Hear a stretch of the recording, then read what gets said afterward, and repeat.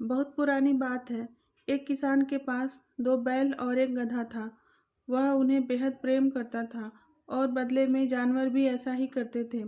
बैलों से वह खेतों को जोतने का काम लेता था और गधा बोझा ढोने का काम करता था। किसान को यह वरदान प्राप्त था कि वह पशु पक्षियों की भाषा समझ लेता था। लेकिन यह वरदान तभी तक कायम रहना था जब तक किसान इसके विषय में किसी को बताएगा नहीं। यदि वह ऐसा करेगा तो तुरंत उसकी मृत्यु हो जाएगी। अतः किसान इस रहस्य को गुप्त ही रखता था। एक दिन शाम को किसान ने बाड़े में बंधे बैलों और गधे को बातें करते देखा।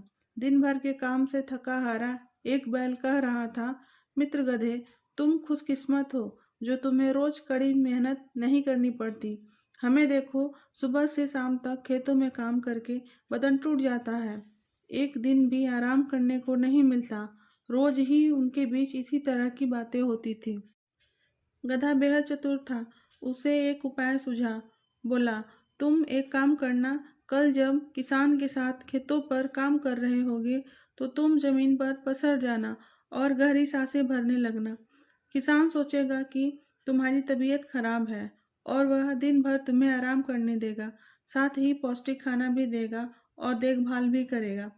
गधे का यह सुझाव लाजवाब जरूर था, पर वे नहीं जानते थे कि किसान ने उनकी बातचीत सुन ली है और यह भी सोच लिया है कि अब करना क्या है।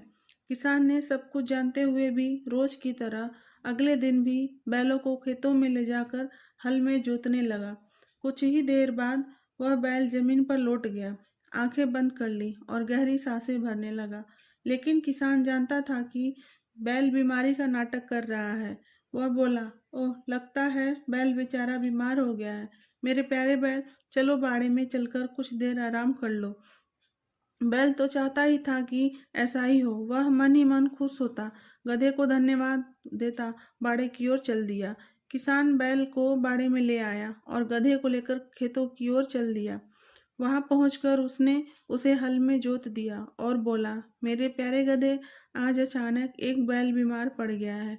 ऐसे में तुम्हारा फर्ज बनता है कि तुम उसकी जगह हल खींचो। अपने मालिक की सेवा करनी तुम्हें भी आनी चाहिए। दिन भर वह हल में जुटा रहा। गधे ने पहले कभी हल तो चलाया नहीं था, सो वह थक कर चूर हो गया था। शाम को जब गधा बाड़े में पहुंचा तो गुस्से में उबल रहा था। उसने बैल से कहा, सब तुम्हारी वजह से हुआ। जवाब में बैल ने क्षमा मांगने के बजाय कहा, नायाब सुझाव देने का शुक्रिया। आज तो मजा आ गया। देखो, अच्छी तरह खा पी लेना, क्योंकि कल भी तुम्हें हल में जुतना पड़ सकता है। बैल का ऐसा व्यवहार देख गधा हक्का बक्का रह गया। उसने स्वप्न में भी ऐसी आशा नहीं की थी। वह बड़बड़ाया, तुम्हें सलाह देने की मुझे भारी कीमत चुकानी पड़ रही है। ऐसा सोचते हुए उसे एक और उपाय सूझा। आगे की कहानी पार्ट 2 में।